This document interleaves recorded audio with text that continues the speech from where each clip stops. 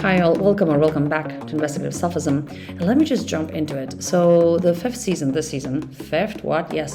of my podcast has been about the necessity, the benefits of not even like letting go of things and deconstructing them, but just some things that need to be freaking smashed.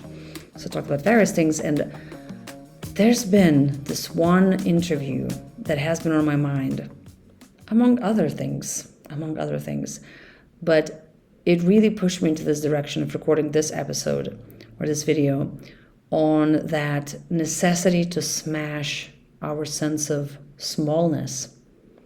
And smallness, ironically, is a big topic, I understand. And I myself have been thinking about that. Where am I being small in my life? In what areas am I being small for some time? So what I'm going to talk about today is not like the only thing, right? But expressing ourselves, speaking out. I've talked about that, especially in regard to Palestine for the past year and a half. But just not censoring ourselves, in ways that we might do sometimes. Like that's the thing I want to talk about in this episode or in this video. Also, if you're watching this as a video and you're thinking, oh my gosh, it's not recording in natural light, the light's quite bad. I understand. I didn't plan myself well. I'm recording quite late in the evening. But so what was that interview and why I'm like, oh my God, it's such a good example of like, I'll tell you. So it was, and I'm gonna link to it if you wanna, in case you wanna watch it. So it was a conversation between maybe you know these people. Konstantin Kisin is his last name. A podcaster. I think he might be considered like a thought leader or an intellectual even. I don't know. I hope not, but maybe. So he's a person who my sister describes using an adjective that's a bit violent, and it evokes someone's invitation to be punched in the face. So that's, I know, but yes, you'll understand soon. And between Yanis Varoufakis, who is a proof that if you're smart, if you have empathy, if you care about the world, and if you are able to envision a world that's a bit more just, that you will look young forever. So, two descriptors there for you. How important they are, I don't know. Anyway, so it was a conversation between them, and I think more people, but I just watched that part about, Western values and just the Western world and many things. And two things that Konstantin said, I was just like, well, two of the several things, I guess. So one, I think they were talking about quotas or affirmative action in general as, policies that are supposed to and they're aimed to correct in a way some historic injustices, right, and some underrepresentations of certain groups. Because of historic reasons, And he was just saying, quotas don't, I cannot do the accent, anyways, like, quotas don't work. They make, because of them, people who are not eligible, like they get in, blah, blah, blah, they just don't work. That's not how you, correct those injustices. And I was like, okay, well, two things. One, then how do you correct them, okay? If you have some cool idea there, how you suddenly, correct all the fucking injustices, like, please tell me. And hey, if you have some ideas, wonderful. Okay, actually, yes, I'm here to listen. But the quotas don't work. He was just like, they don't work. I don't think they work. Well, I don't care what you think. If you haven't read any scientific papers, right, there's plenty of research of various types of quotas. Let's say, was it in Invisible Women? I think it was it either in Invisible Women or in a different book called Gender Equality by Design? I always get these two confused. Anyway, plenty of research showing how, let's say, women's representation in politics, let's say, in like different administrative units in India, how that worked, what the results were, blah, blah, blah. This is one example, like there is research. We have scientific methods, we have stats, we have different, there's a different methodology to check whether a factor in some equation, whether it works, how it works, what the effects are, right? Like, is this significant, blah, blah, blah. If you haven't taken stats classes, like advanced stats classes, you might not know what these are and understand them, but the fact you didn't take them doesn't mean that then they don't exist and that like things cannot be measured and calculated and presented. Can everything in life be measured and presented and like empirically, shown to you there? No.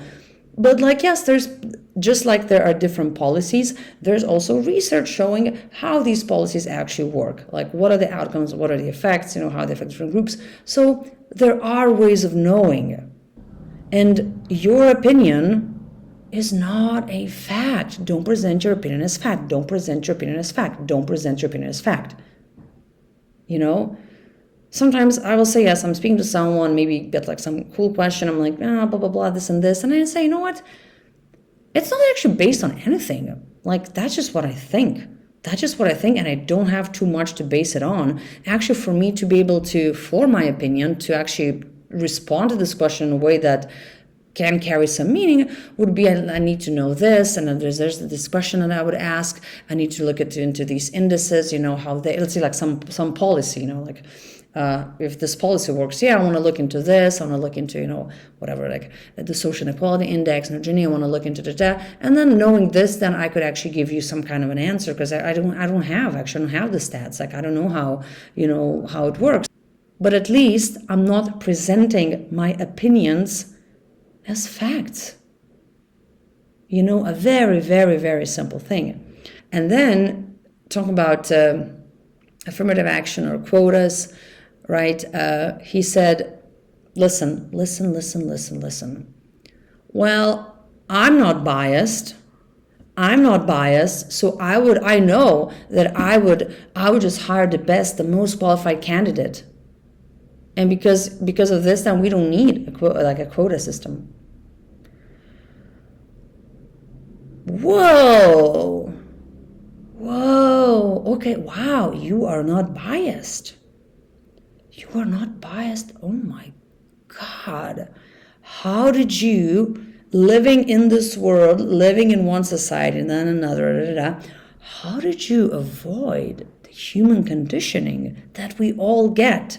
If you are a human being in a human body in a system of sorts, you will be conditioned. We all grow up in racist, homophobic, heterosexist, blah, blah, blah, societies.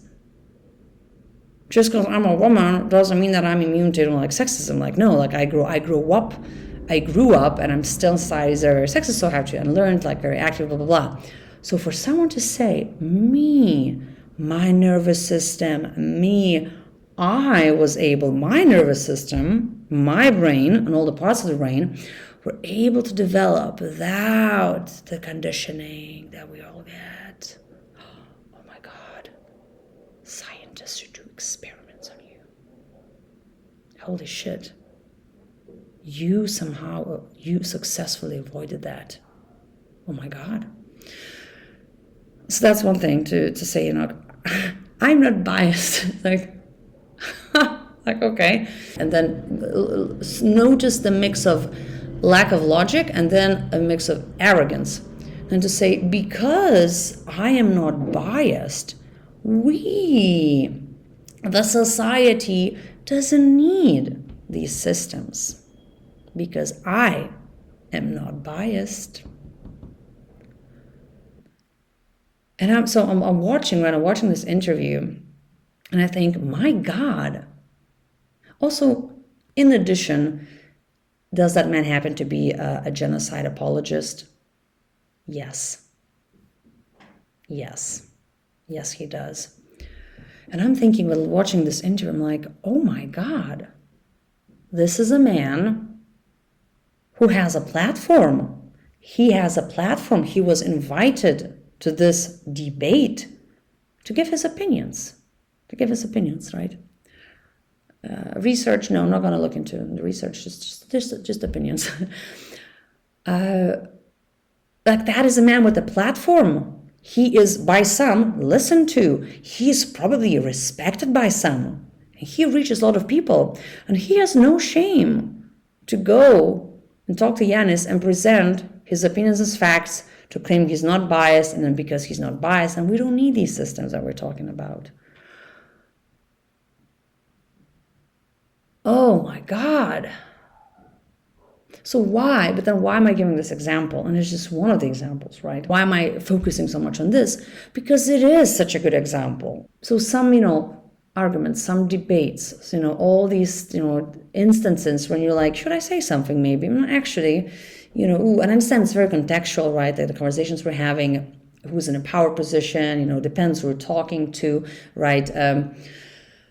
I'm not just saying go and speak out, and then disagree with the people I want to disagree with. I understand it is very contextual. And once again, hierarchies sadly matter. And sometimes it is a privilege to disagree with someone. But it was such a great, in a very painful and frustrating and not great for my nervous system way, reminder when I'm like, should I record this? Should I say it? Should I?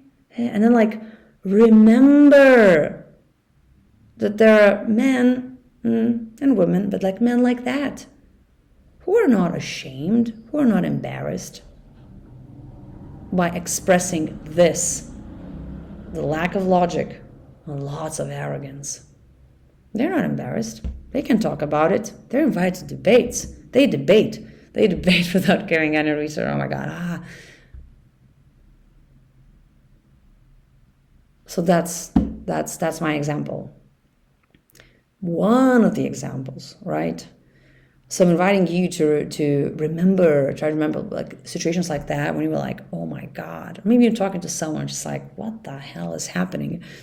And for me especially, yes, it does really frustrate me personally when, there's lack of logic, it's illogical fallacies are being told, this doesn't make sense just because this is that. It's no, talking about simple logics, A doesn't lead to B here, not in this situation, it doesn't, So for me, that's for me personally, very frustrating. And also, yes, once again, people present their opinions as facts. And when sometimes presented with actually, there's research of this and this and all this that shows that. Also, we can talk about tendencies, and then that doesn't work.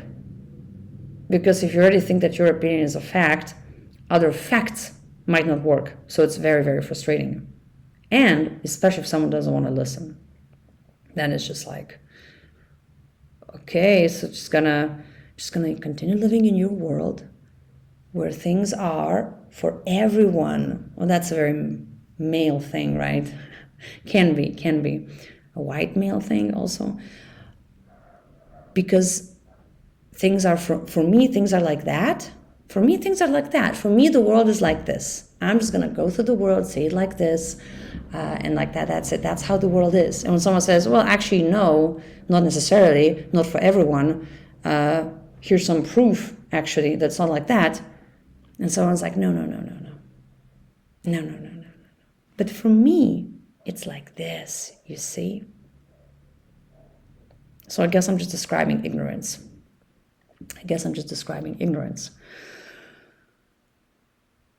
So let's inspect our smallness. Let's inspect our self-censorship. And when it's really not needed, when it's really not serving us. And when it's not even serving our societies, right? Because sometimes you think it's just my own thing. I didn't say something, it's my own thing. But how do you think we change things? Not just with words, definitely. Sadly, not just with words, but definitely not with silence in the end, So let's fight that smallness. Let's fight that self-censorship. And live with more integrity in the end, right? Live with more integrity. That's it. That's the conclusion. That is the conclusion. It's a good conclusion. I like it. So, thank you for watching or listening to this. Now, let's just try to implement some of the advice that I'm trying to give to myself as well. And thank you so much.